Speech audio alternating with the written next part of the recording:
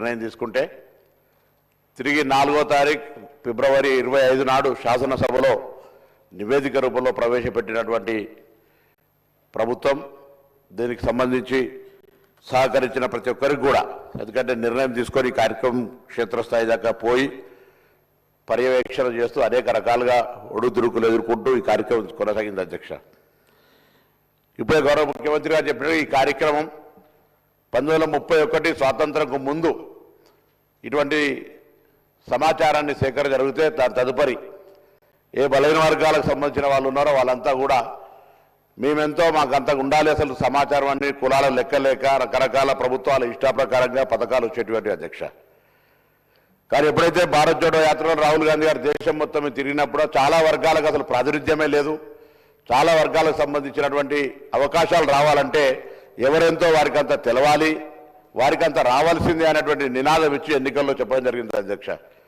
మేము కూడా తెలంగాణ ప్రదేశ్ కాంగ్రెస్ తరఫున manifesto committee chairman Sridhar Babu గారి నాయకత్వంలో ఆ రోజు కామారెడ్డి డిక్లరేషన్ కమిటీ బీసీ డిక్లరేషన్కి సంబంధించి చైర్మన్గా ఉండి మేము బలహీన వర్గాలకు సంబంధించి స్పష్టంగా మేనిఫెస్టో, జనరల్ మేనిఫెస్టోతో పాటుగా మా మేనిఫెస్టోలో పెట్టడం జరిగింది.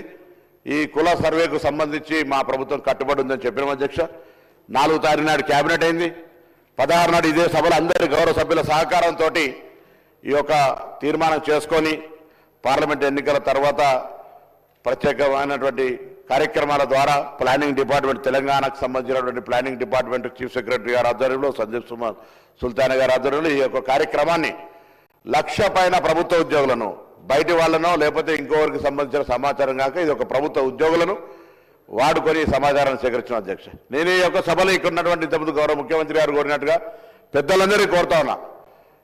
1931 నుంచి సమాచారం లేదు, ఇలా సమాచారం వచ్చింది. సమాచారానికి సంబంధించి ఇంకా ఏదైనా సరిచేయాల్సిన అవసరం ఉంటే, ఇంకా ముందుకు పోవడానికి బలహీన వర్గాలకు సంబంధించిన న్యాయం చేయాలనుకుంటే దయచేసి సలహాలు సూచనలు చెప్పండి. తెలంగాణ ప్రభుత్వ బలహీన వర్గాల శాఖ మంత్రిగా ప్రభుత్వం సంబంధించి వాటన్నిటినీ బలహీన వర్గాల సంక్షేమం కొరకు తీసుకొని పోతాం. దయచేసి దీన్ని కూడా ప్రతిదీ రాజకీయం చేసినట్టుగా బలహీన వర్గాల ఆకాంక్ష ఇది. నేను ఇవాళ ఇక్కడి నుంచి ఈ వేదిక నుంచి కోరుతాను, తెలంగాణ బలహీన వర్గాల నాయకత్వం ప్రతి జిల్లాలో కూడా ఇవాళ ఒక స్వేచ్ఛగా భవిష్యత్తు కార్యక్రమాలను జరుపుకుంటామనేటువంటి ఒక ఆకాంక్ష వెలుపుచ్చాల్సిన అవసరం ఉంది. సంఘాలు కానీ మేధావులు కానీ ఇది గత కాలంగా చాలా కాలంగా డిమాండ్ చేస్తున్న వాళ్ళంతా ఇలా ఒక డిమాండ్ నెరవేరింది. సభలో చట్టబద్ధత ద్వారా లేకపోతే ఆ తీర్మానం చేసిన కూడా అడిగినారు, ఏం చట్టబద్ధత ఇలా కార్యక్రమం నిర్వహించుకొని ముందుకు వచ్చిన సందర్భంగా మేము ఒకటే అడుగుతాను, అందరూ కూడా దయచేసి ఈ యొక్క జనాభా వచ్చినటువంటి సమాచారాన్ని తీసుకొని భవిష్యత్తులో ఆయా వర్గాలకు ఎటువంటి న్యాయం చేయాలి, ఏం జరగడానికో ముందుకు తీసుకొని పోదాం. ఇవాళ చాలా మంది అంటారు, ఇవాళ చాలా బలహీన వర్గాలకు సంబంధించి ఒక మంచి రోజు అంటారు. ఈ రోజు నుంచి ప్రారంభమైంది శకం భవిష్యత్తు వాళ్ళ అభ్యున్నతికి సంబంధించి. ఈ ప్రభుత్వంతో పాటుగా భవిష్యత్తులో ఎక్కడైనా ఏడైనా ఈ దేశానికి రోల్ మోడల్గా తెలంగాణ ప్రభుత్వం తీసుకున్నటువంటి యొక్క సమాచార సేకరణ బరాబర్ తెలంగాణ రాష్ట్ర యొక్క తీసుకున్నటువంటి కార్యక్రమం యావత్ దేశంలో. నిన్న కూడా గౌరవ ఫ్లోరం లీడర్ రాహుల్ గాంధీ గారు పార్లమెంటు వేదికగా చెప్పినారు, తెలంగాణ ప్రభుత్వం తీసుకుంటున్న చర్యల్ని ఇది తెలంగాణ ప్రభుత్వంకే కాదు, తెలంగాణ ప్రాతినిధ్యం వహిస్తున్న ప్రజాప్రతినిధికి కూడా గౌరవం అనే మాట చెప్తున్నారు. ఇటువంటి ఒక అవకాశాన్ని కల్పించడానికి అందరూ కూడా అధికార పక్షమా, ప్రతిపక్షమా, మిత్రపక్షమా, ఇంకొక విపక్షమా సంబంధాలు అందరూ కూడా ఇలా నిజంగా బలహీన వర్గాలకు సంబంధించి గొత్తెత్తి వారికి న్యాయం చేయాలనే డిమాండ్ చేసే ప్రతి రాజకీయ పార్టీ దీన్ని స్వాగతించి దీని భవిష్యత్తు ప్రణాళికకు సలహాలు ఇచ్చి కార్యక్రమాన్ని ఏ విధంగా తీసుకుపోవాలనేటువంటి మాట చెప్పి ముందుకు పోవాలని కోరుతాను. ఎందుకంటే ఇది ఒక డైరెక్షన్. ఇలా నిర్ణయం నుంచి నివేదిక వచ్చిన తర్వాత ముందుకు పోవడానికి తీసుకునే రోడ్ మ్యాప్కు సంబంధించి సభలో చర్చకు పెట్టడం జరిగింది. దీని ద్వారా రోడ్ మ్యాప్ నిర్ణయించినట్టయితే భవిష్యత్తులో అందరికీ ఒక మంచి మార్గదర్శనం దొరుకుతుంది.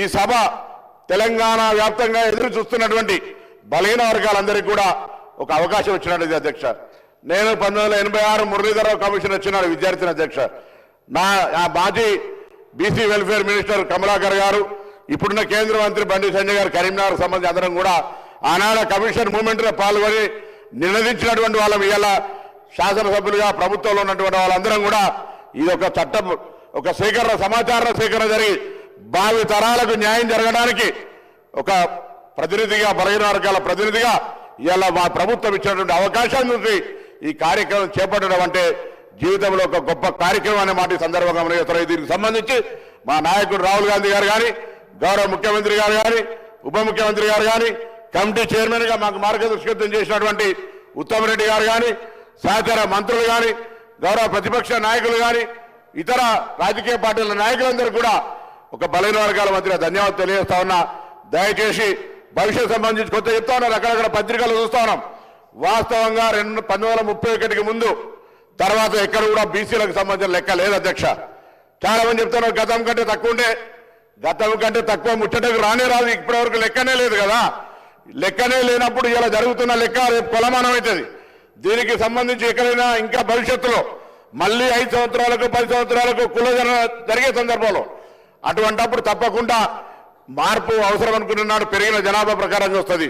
ఇవాళ జరిగినటువంటి ప్రక్రియ ప్రతి ఇంటికి పోయి ఎవరైనా సహకరించకపోతే సహకరించి ఉండకపోవచ్చు, కానీ సహకరించిన ప్రతి వ్యక్తి దగ్గర వారిచ్చినటువంటి స్వచ్ఛంద సమాచారాన్ని తీసుకొని ఇవాళ ఇంత పెద్ద ఎత్తున ఒక నివేదిక తయారు చేసి 4 వాల్యూమ్స్ గా సబ్ కమిటీకి సమర్పించినారు. సబ్ కమిటీ కేబినెట్ అప్రూవ్ చేసుకొని ఇవాళ సభ్యులను చూస్తారు. ఇంత పారదర్శకంగా న్యాయబద్ధంగా బలహీన వర్గాలకు న్యాయం చేయాలనే చిత్తశుద్ధి కాంగ్రెస్ పార్టీలో ఉంది కాబట్టి కార్యక్రమం తీసుకోబోతున్నాం అధ్యక్ష. 2011 సెన్సస్ ప్రకారంగా తీసుకున్నట్టయితే ఇవాళ 2025 ఈ యొక్క కుల సర్వేకి సంబంధించి తీసుకుంటే ఎందుకో కొంత అక్కడిక్కడ మాట్లాడుతున్న దానికి ముందే సరిచేసే ప్రయత్నం చేయడానికి నేను వాళ్ళంతా సహకరించమని కోరడానికి లెక్క చెప్తా ఉన్నాను అధ్యక్ష. 2011 జనరల్ సర్వేలో ఆనాడు తెలంగాణకు సంబంధించిన లెక్క తీస్తే 3,50,00,000 మంది ఉండరు అధ్యక్ష. ఇలా 3,70,00,000 మంది ఉండరు అధ్యక్ష. దానికి అనుగుణంగా కేంద్రం నుంచి అనేకమైనటువంటి జనాభా ప్రాతిపదికన దక్షిణ భారతదేశం ఉత్తర భారతదేశానికి సంబంధించిన లెక్క తీసుకుంటే కూడా మన ప్రాంతం అంతా కూడా దక్షిణ భారతదేశంలో కుటుంబ నియంత్రణకు సంబంధించి ఎక్కువ పాటించడంతో నేషనల్ యావరేజ్ లో మనం తక్కువ ఉండి ఇలా 20 లక్షల జనాభా పెరిగింది. ఇంకా రాను తరుగుతున్న కొద్ది ఇంకా తక్కువైనటువంటి పరిస్థితి కుటుంబ నియంత్రణలో అవేర్నెస్ దక్షిణ భారతదేశంలో ఉన్నటువంటి విధానాల వల్ల ప్రక్రియ జరుగుతోంది అధ్యక్ష. తప్పకుండా ఇలా తప్పుడు లెక్క చెప్పే అవసరమే లేదు.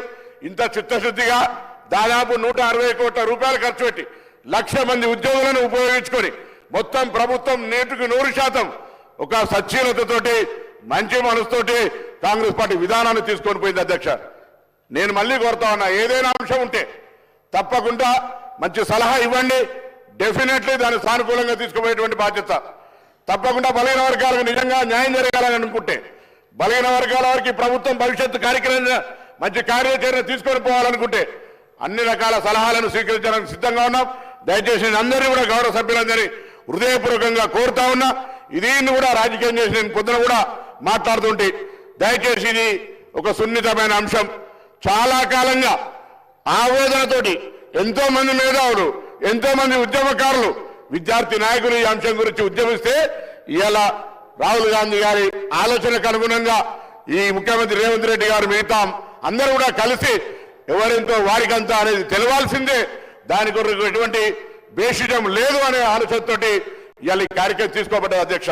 కాబట్టి దయచేసి సభాధ్యక్షులుగా మీరు దయచేసి సెన్సిటివ్ ఇష్యూను అందరికీ బలహీన వర్గాలకు న్యాయం జరగాలనే ఆలోచనతోటి ప్రభుత్వం ఒక కార్యాచరణ తీసుకుపోయే సందర్భంలో దీన్ని కూడా ఏదైనా అటువంటి మిగతా రాజకీయ అంశాలను సంబంధం లేకుండా బలహీన వర్గాలకు న్యాయం జరగాలి, ఒక రోడ్ మ్యాప్ రావాలి, రాబోయే కాలంలో సాంకేతికంగా ఎటువంటి పథకాలు వీళ్ళకి అందించాలి, ఏం చేద్దామనే దాని కొరకు ఆలోచన చేయాలని సందర్భంగా కోరుతూ మీ ద్వారా గౌరవ సభ్యులందరికీ ఈ కార్యక్రమం నిర్వహించిన ప్రతి ఒక్కరు కూడా మరొకసారి, ఎందుకంటే ఒక ఉద్యమ బిడ్డగా ఈ బలహీన వర్గాలకు సంబంధించినటువంటి నినాదంతో బలహీన వర్గాలకు న్యాయం జరగాలనే ఆకాంక్ష నెరవేరుతున్నప్పుడు దానికంటే మించిన సంతోషం ఇంకోటి ఉండదు అధ్యక్ష.